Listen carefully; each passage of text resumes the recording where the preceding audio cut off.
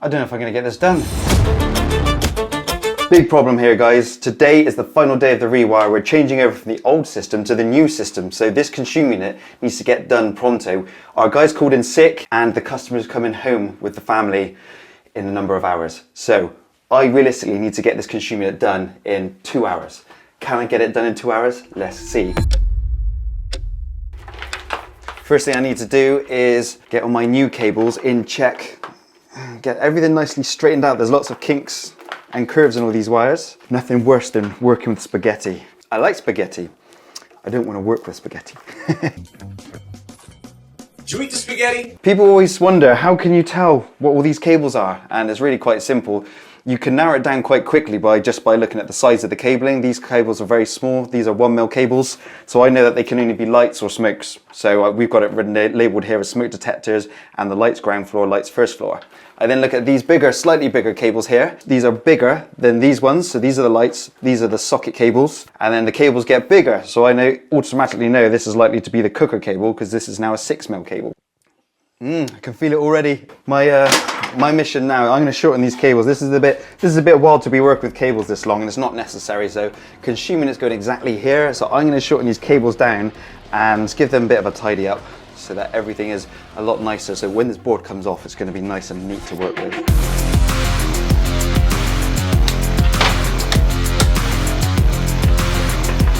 So with every sit, just whoop, coming to life.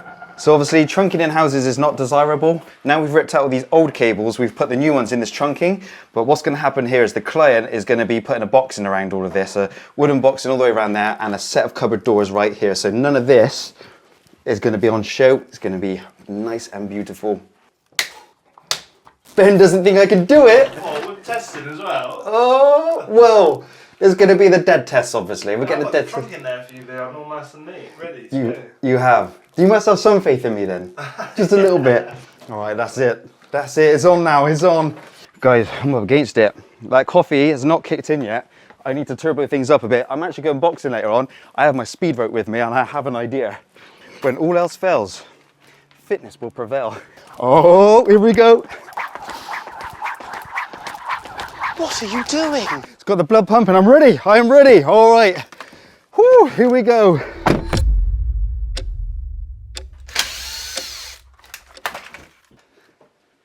We have our consumer unit, we have our main tails, this is what we connect to the mains feeding into the consumer unit. We've got our earth sleeving, so when we strip the cables back, we've got our RCBOs, which are in these boxes here, and we have our blanks, which are here. So any spare ways in the consumer unit, they will be filled up with these blanks for future circuits going in.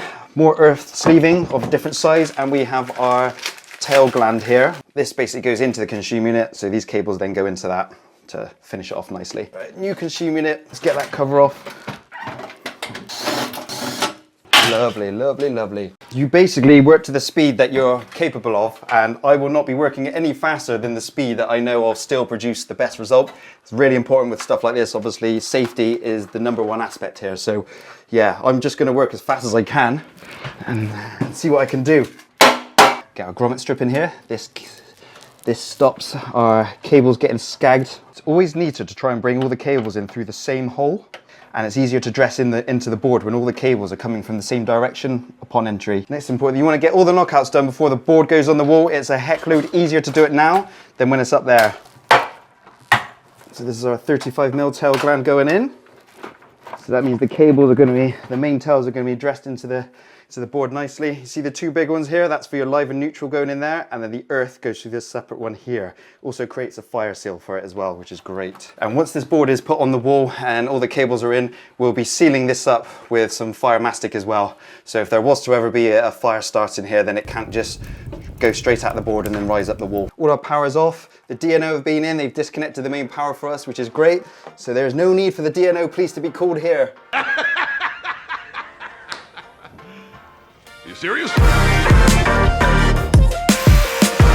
Oh, dearie dear. Right, okay. I'm battening off this wall so that all the cables can come in through the back. If I go to the top of the consumer unit, you can have all these little holes to go through, which is fine, but it's nice that I can bring them all through the back. And it means that if you want to add cables in future, it's very easy to get more in through the back.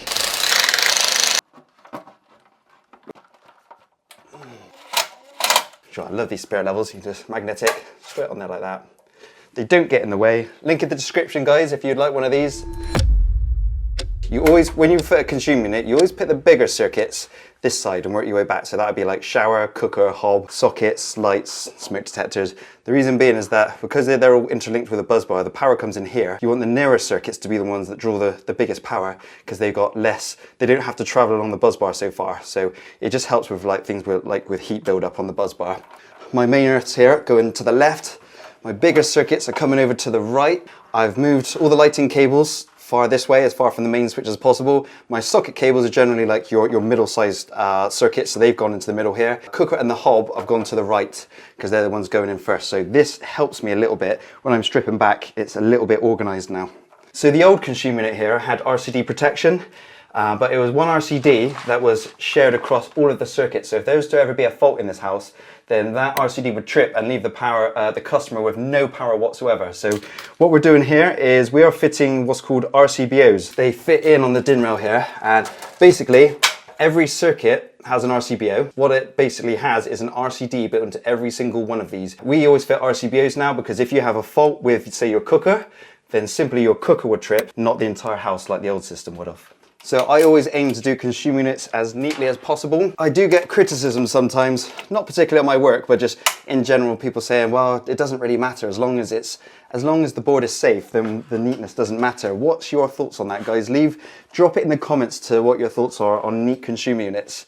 Top tip here for when you're trying to use a screwdriver and you're like this, trying to go into the terminal, you know, it can get a bit like that. I go like this. Basically, watch what I do here. Ready? Thumb comes up. See that? My little rest, like I got a snooker cue here, and I just get straight in like that. Oh, and it just helps me get straight to the point like that. So all these cables I'm going to be putting in now, I'm going to get them in. I'm going to do them up to a certain degree, but so they're biting. But then I'll go over all of them with a torque screwdriver to make sure they're exactly the right tightness. Because there is, if you look on here, you can see there, these need to be done to 1.2 Newton meters.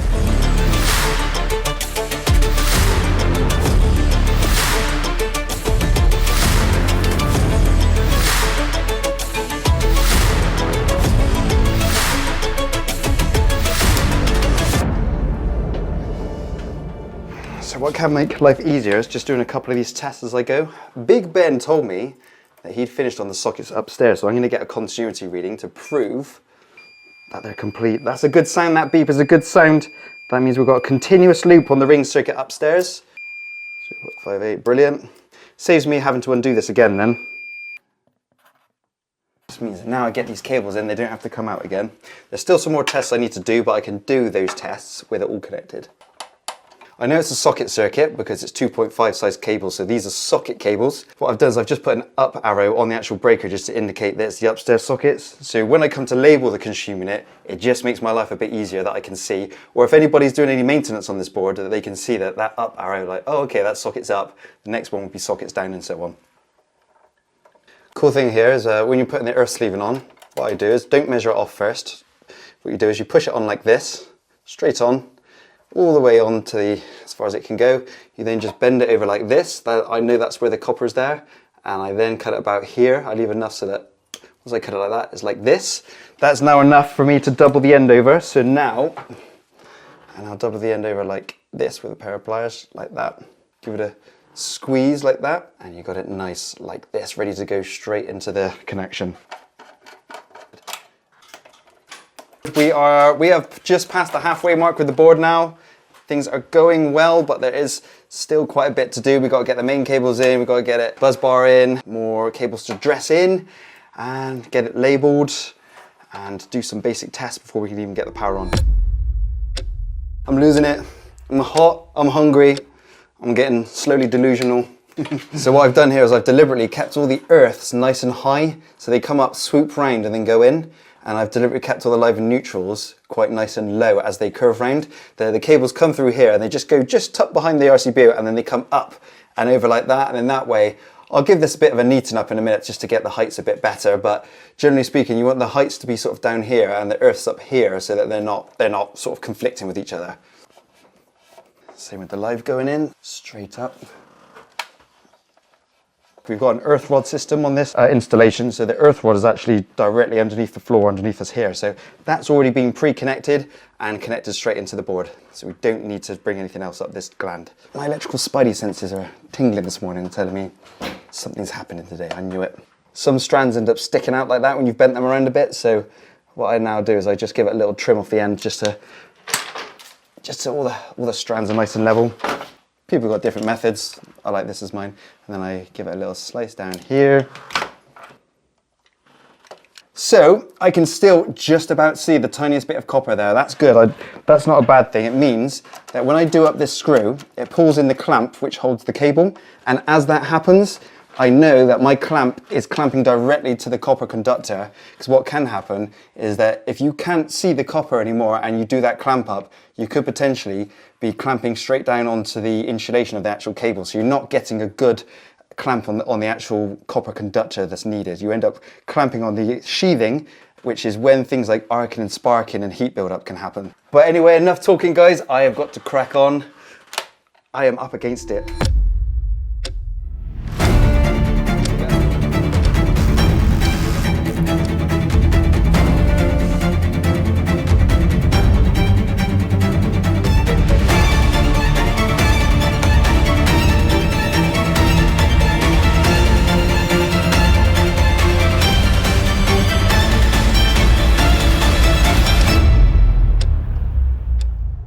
So, did I make it?